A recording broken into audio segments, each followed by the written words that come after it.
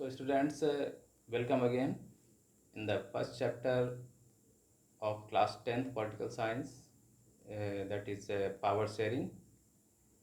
In last day's video, I have told you that power sharing is desirable because it reduces the possibility of conflict and the possibility of domination of the majority over minorities and others. And it is also important so that the minorities and every citizen of the country or any people of the country will also get the chance or opportunity to enjoy the power and to get the political power and political post. तो power sharing का concept इसलिए important है क्योंकि ये बहुत सारी communities के बीच में उनके आपसी तनाव को कम करने की कोशिश करता है, क्योंकि सभी को लगता है कि उनके पास कुछ ना कुछ पावर है, उनको अपॉर्चुनिटी मिली हुई है, उनको चांस मिल रहा है, उनको भी बराबर का अधिकार है, इक्वल राइट है। इसलिए एक दूसरे के ऊपर आरोप प्रत्यारोप और जो लड़ाई झगड़े की या सिविल वॉर जैसी गृहयुद्ध जैसे हालात उत्पन्न हो जाते हैं कुछ देशों में, वो स्थितियां नहीं आती हैं। वो तब नहीं आती हैं जब पावर शेयरिंग ठीक तरीके से हुई हो। सभी तबकों को किसी भी कंट्री में सभी कम्युनिटीज़ को वो किसी भी बेसिस पर डिवीज़न हो सकता है अगर सभी को पावर बराबर मिली हुई है और उनको इक्वल अपॉर्चुनिटीज़ हैं। तो ऐसी कंडीशन में कॉन्फ्लिक्ट और जो टेंशन है उसकी पॉसिबिलिटी कम हो जाती है, तनाव कम हो जाते हैं। साथ ही साथ नागरिकों को ये भी लगता है कि उनको भी कभी ना कभी या जब वो चाहें वो ट्राई कर सकते हैं, कोशिश कर सकते हैं, तो उनको भी पॉलिटिकल पावर को और पॉलिटिकल पोस्ट को एंजॉय करने का मौका मिल सकता है। अदरवाइज की कंडीशन में क्या होता है कि ऐसे लोग, ऐसे ग्रुप्स और ऐसे रिलीजियस ग्रुप्स या फिर सोशल ग्रुप्स हो सकते हैं या कुछ पर्टिकुलर कास्ट हो सकती हैं, वो कभी कभी अपोज करने लगते हैं गवर्नमेंट का, या फिर जो मेजॉरिटीज़ हैं या पावरफुल लोग हैं उनका अपोज करने लगते हैं। अपोज क्यों करते हैं? क्योंकि उनको लगता है कि उनके पास शक्ति बिल्कुल नहीं है, वो पावरलेस हैं और उन्हें अपॉर्चुनिटी नहीं मिल रही है, वो लगातार बैकफुट पर जा रहे हैं, डेवलपमेंट में उनका रोल नहीं है, वो अपना इकोनॉमिक, सोशल और किसी भी कल्चरल, किसी भी टाइप का कोई डेवलपमेंट दूसरों के बराबर नहीं कर पा रहे हैं।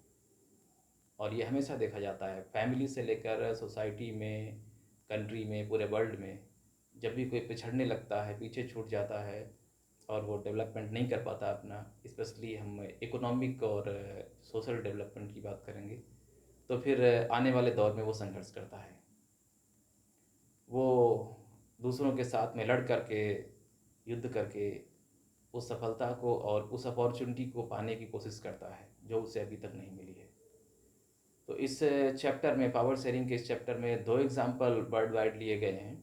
एक तो बेल्जियम का है और दूसरा श्रीलंका का है। इसमें एक बेल्जियम कंट्री है जिसने अपनी इस पावर शेयरिंग कॉन्सेप्ट की वजह से अपनी जो भी प्रॉब्लम्स थी, वहाँ पर जो लिंग्विस्टिक डिवीज़न था, लिंग्विस्टिक कॉन्फ्लिक्ट था, भाषाई आधार पर जो वहाँ पर बंटवारा था, विभाजन था और जो उनके बीच तनाव था विभिन्न भाषाई कम्युनिटीज़ के बीच में, उसको उन्होंने कम किया है। कैसे कम किया? पावर शेयरिंग के एक बहुत ही बेस्ट मॉडल को अडॉप्ट करके। तो इसलिए बेल्जियम का एग्जांपल इम्पॉर्टेंट है क्योंकि उसने ये शो आउट किया है पूरे वर्ल्ड में, पूरी दुनिया के डेमोक्रेटिक कंट्रीज़ को उदाहरण पेश किया है कि देखिए किस तरीके से पावर शेयरिंग मॉडल को अगर हम सही तरीके से अडॉप्ट करें और उसको अपनाएं तो सभी तरीके की समस्याओं का समाधान किया जा सकता है। कम्युनिटीज़ के बीच में, ग्रुप्स के बीच में या रिलीजन्स के बीच में आपसी टेंशन को कम कर सकते हैं हम, उनको इक्वल अपॉर्चुनिटी और पावर दे करके। दूसरी तरफ वहीं श्रीलंका का एग्जांपल है जिसने पावर शेयरिंग के मॉडल को, कॉन्सेप्ट को सही तरीके से अडॉप्ट नहीं किया है, जिसकी वजह से आज भी वो, इतने साल हो गए, लगभग लगभग भारत के साथ ही वो आज़ाद हुआ था और अभी तक वहाँ पर गृहयुद्ध जैसे हालात हैं, क्योंकि वहाँ पर कुछ कम्युनिटीज़ को ऐसा लगता है कि उनको राइट्स बिल्कुल नहीं दिए गए हैं, वो पूरी तरीके से पावरलेस हैं उनके पास अधिकार नहीं है, इसलिए वो अपने अधिकारों की डिमांड कर रहे हैं और संघर्ष कर रहे हैं। वहीं दूसरी तरफ जो उधर मेजॉरिटी ग्रुप है श्रीलंका में, वो पावर को लगातार एंजॉय कर रहा है, वो गवर्नमेंट में है, उनको सभी तरीके की सुविधाएं प्राप्त हैं और वो किसी भी हालत पर माइनॉरिटीज़ को पावर नहीं देना चाहते हैं। और ये ऑब्वियसली है, जब कहीं पर कोई डोमिनेंट हो जाता है तो दूसरा पक्ष जो कमज़ोर तबका है, जो बैक फुट पर है, वो संघर्ष करेगा, विरुद्ध करेगा। तो हम लोग यहाँ पर इन दोनों कंट्रीज़ के एग्जाम्पल को वन बाई वन स्टडी करेंगे ब्रॉडर वे में। तो सबसे पहले हम लोग एग्जाम्पल लेते हैं बेल्जियम का। Students, most of the students will know that Belgium is a small country that is situated in Europe, and its capital is Brussels. Belgium is a small country, and its area is about to the area of our state Haryana. हमारे देश का एक छोटा सा राज्य है हरियाणा, और इसी हरियाणा राज्य के एरिया के लगभग लगभग इक्वल ही इस बेल्जियम का एरिया है। और यहाँ की बेल्जियम की जो पॉपुलेशन है वो नियर अबाउट 1 करोड़, 1 करोड़ के आसपास है बेल्जियम की पॉपुलेशन, जो कि अपने देश के हरियाणा स्टेट से आधी है। हरियाणा की जो पॉपुलेशन है वो नियर अबाउट 2 करोड़ के आसपास लगभग है। तो आप अंदाज़ा लगा सकते हैं कि कितना छोटा सा कंट्री है ये बेल्जियम, और यहाँ की पॉपुलेशन भी कितनी कम है। हम जिस स्टेट में उत्तर प्रदेश में रहते हैं, इसका एरिया तो बहुत लार्ज है और इसकी पॉपुलेशन भी बहुत ज़्यादा है। तो बेल्जियम यूरोपियन कंट्री है, और बेल्जियम की कैपिटल मैंने आपको बताया कि ब्रुसेल्स है, और ब्रुसेल्स बहुत ही फेमस है। यहाँ पर यूरोपियन यूनियन का हेडक्वार्टर भी है ब्रुसेल्स में। और बेल्जियम की जो बाउंड्रीज हैं, these are connected with some famous European countries like France, Netherlands, Germany and Luxembourg. These are the countries whose boundaries are connected with Belgium. Just I am repeating again, the countries which have the common boundary with Belgium, these are France, Netherlands, Germany and Luxembourg. So obviously it is clear that in Belgium there are the people who are speaking different languages, because the boundaries are sharing with different linguistic countries like France. So a large quantity people in Belgium are speaking French language. That is the main language of France, and the other are speaking Dutch. That is the main language of Netherlands. So, and some very few people are speaking German.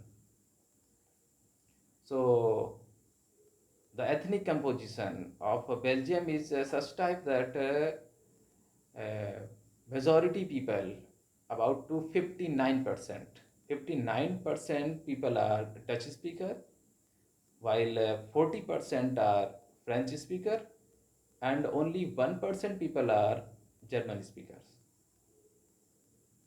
So mainly three different linguistic people, or three different languages speakers are living in Belgium, and among these, I am repeating again, just like I have told you, Dutch speakers are in 59%, while French speakers are in 40%, and Germans are only 1%. So this is the ethnic composition of Belgium.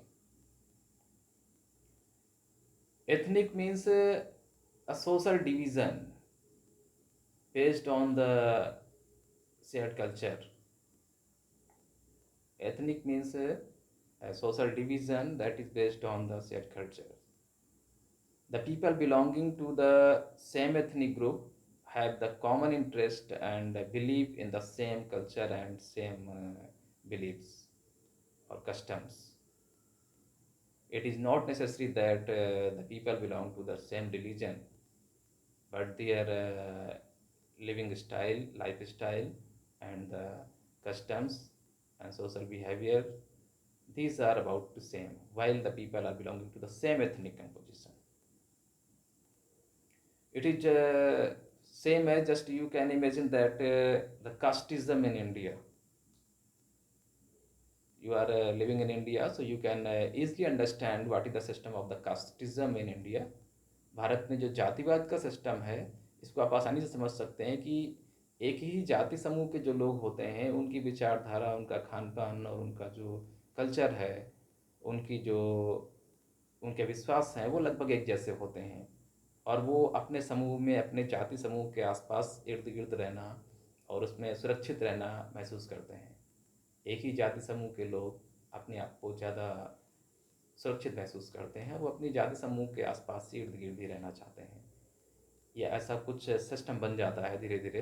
तो ऐसे ही Belgium में भी है, वहाँ पर इसको ethnicity बोलते हैं। ये भी एक तरीके का सोशल डिवीज़न ही है। जैसे जो फ्रेंच स्पीकर्स हैं, फ्रेंच लैंग्वेज बोलने वाले बेल्जियम में जो रहते हैं, उनके बिलीव्स, उनके फेथ और उनका काम धाम, उनके लाइफ स्टाइल जो होती हैं, वो उस तरीके की हैं कि वो अदर कम्युनिटीज़ से, जैसे डच स्पीकर हैं या जर्मन स्पीकर हैं, उनसे डिफरेंट हैं और थोड़ा सा वो उनसे डिस्टेंस बना के चलते हैं।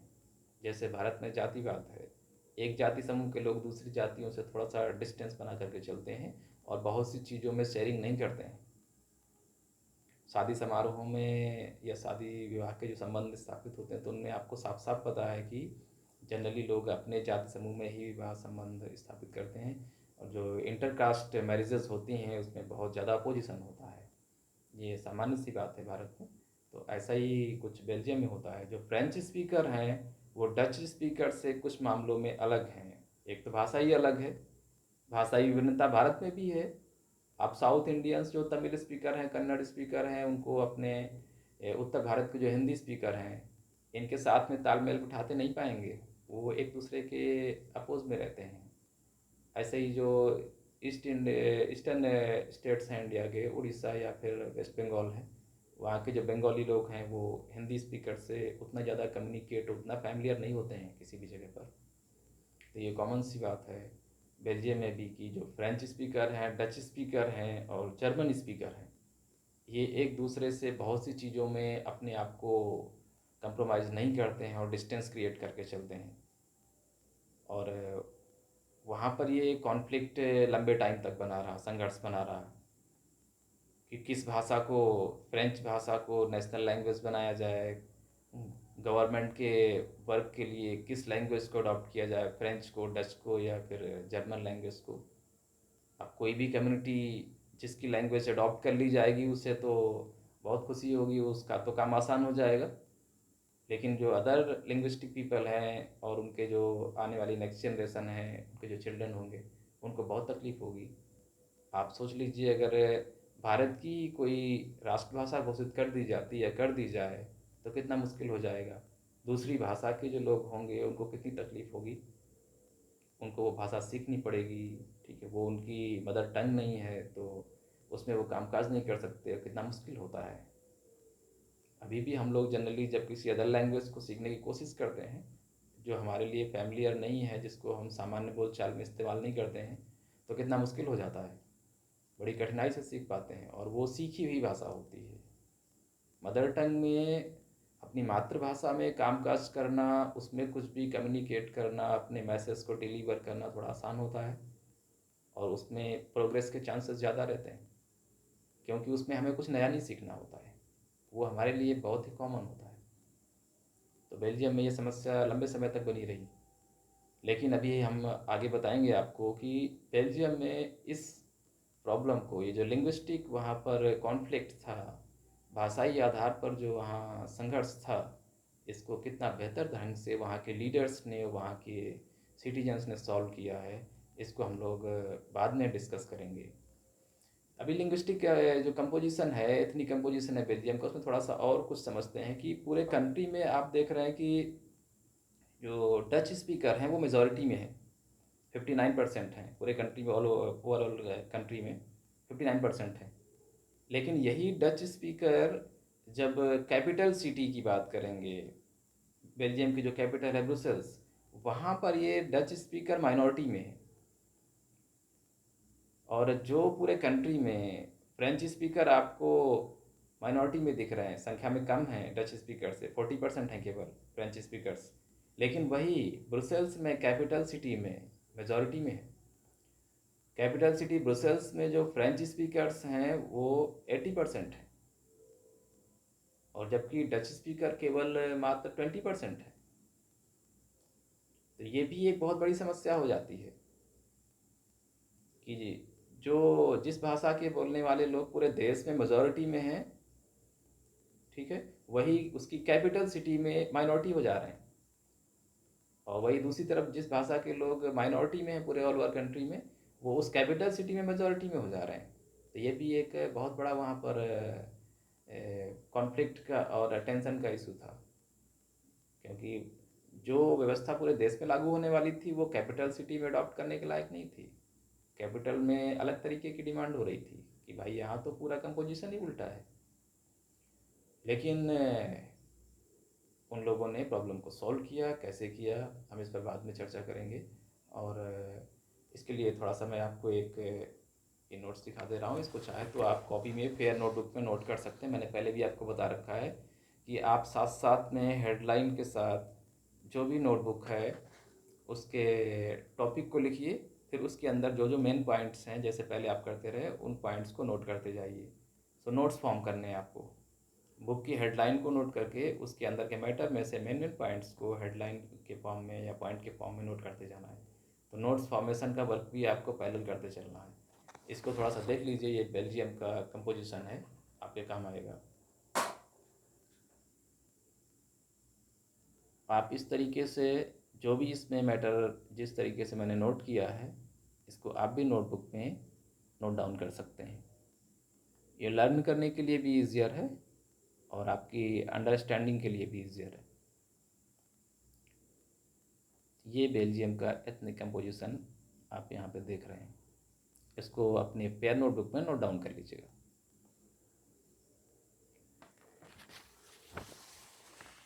अभी हम लोग बात करेंगे श्रीलंका की। श्रीलंका भी इसी लिंग्विस्टिक बेसिस पर डिवाइडेड है। ये इंडिया का नेबरिंग कंट्री है, और मोस्टली जो स्टूडेंट हैं आप सभी को पता है कि हमारे तमिलनाडु स्टेट से ये सबसे नज़दीक पड़ता है श्रीलंका। और श्रीलंका में जिस तरीके की वहाँ की लिंग्विस्टिक कंपोजिशन है, उसमें मैं आपको बता दूं कि जो सिंघाला, इसको हिंदी में सिंघली भाषा कहते हैं, तो सिंघली भाषा के लोग जो हैं वो सबसे ज़्यादा हैं, मेजॉरिटी में हैं। ये सिंघाला स्पीकर्स कहते हैं, और इनका परसेंटेज 74% है। So Sinhala speakers are 74%, while minority Tamil speakers are only 18%. Tamil speakers are only 18% in the country of Sri Lanka.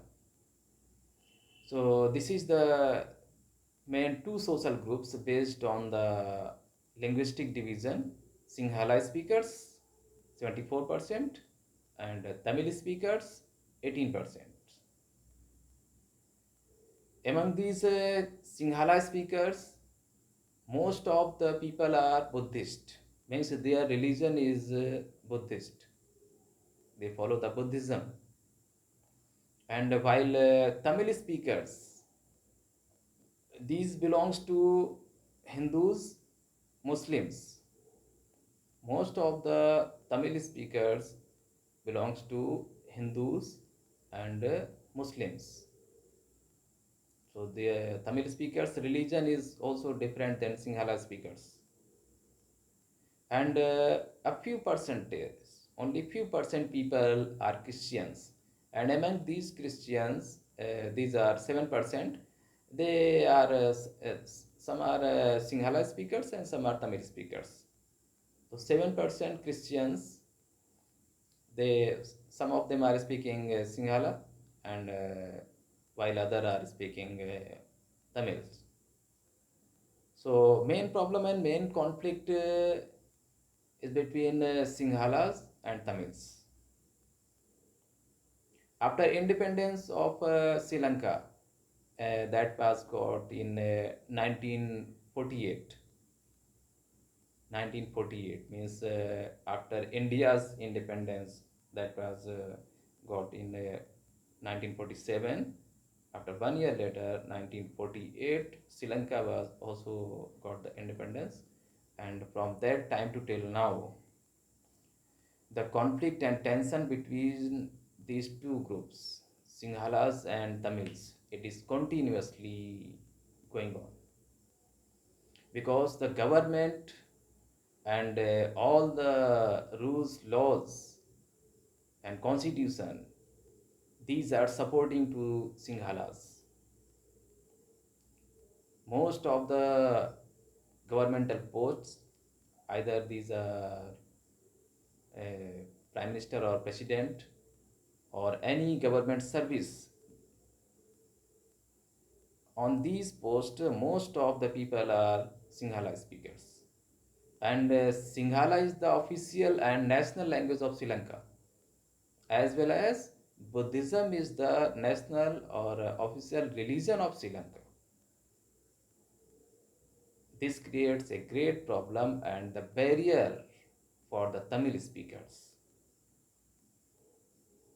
सिंहाला language को और बुद्धिज्म धर्म को जब वहाँ पर ऑफिशियल और राष्ट्रीय भाषा और राष्ट्रीय धर्म घोषित कर दिया गया, सिंहली भाषा को वहाँ की राजकीय और राष्ट्रीय भाषा घोषित कर दिया गया, सभी कामकाज सिंहली भाषा में होते हैं।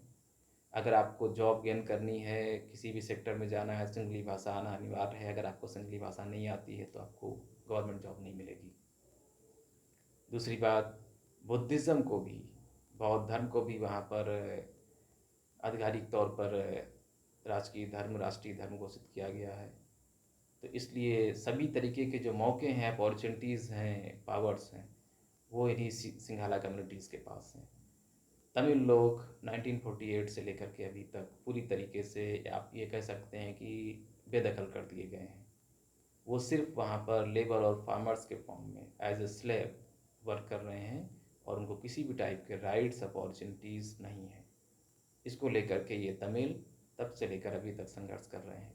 बहुत से तमिल लीडर्स ने अपना ऑर्गेनाइज होकर के ग्रुप बनाया, मूवमेंट स्टार्ट किए, आंदोलन किए, जिनमें से आपने एक LTT का नाम सुना होगा, लिबरेशन टाइगर्स ऑफ तमिल।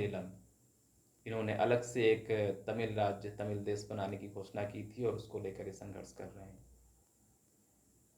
और जबकि जो गवर्नमेंट है वो सिंघाला स्पीकर्स की है, तो ये सिंघली मेजॉरिटेरियनिज्म का, सिंघली बहुलता का देश है, जहाँ पर ये जो बहुसंख्यावाद है, ये जो मेजॉरिटी वाले सिंघली भाषा के लोग हैं, ये किसी भी तरीके से अधिकार देने के पक्ष में नहीं है और ये संघर्ष वहाँ लगातार चल रहा है। आए दिन युद्ध देखने को मिलते हैं। तमिल्स के जो लड़ाके हैं, वो जो सरकार है वहाँ की, उसके जो सोल्जर्स हैं, सैनिक हैं, उनके साथ में युद्ध होते रहते हैं, दोनों तरफ से लोग मारे जाते हैं। तो ये सुनने में आता है। तो आप देख रहे हैं कि किस तरीके से श्रीलंका इस प्रॉब्लम को फेस कर रहा है, क्योंकि उसने पावर की शेयरिंग नहीं की है सही से। कंट्री में चाहे माइनॉरिटी हो या कोई भी हो, सभी को पावर देना, सभी को अपॉर्चुनिटी और चांस देना इम्पॉर्टेंट है। अदरवाइज़ की कंडीशन में ये कॉन्फ्लिक्ट और वॉर ये कंपलसरी हो जाता है, ऑब्वियसली ये मैंडेटरी हो जाता है। तो आज के लिए इतना ही काफ़ी है। आप नोट्स फॉर्म करते रहिए और नेक्स्ट वीडियो में हम लोग देखेंगे कि बेल्जियम ने किस तरीके से अपनी इस लिंग्विस्टिक प्रॉब्लम को, जो कॉन्फ्लिक्ट है, उसको सॉल्व किया। तो तब तक के लिए आप इसको देखते रहिएगा।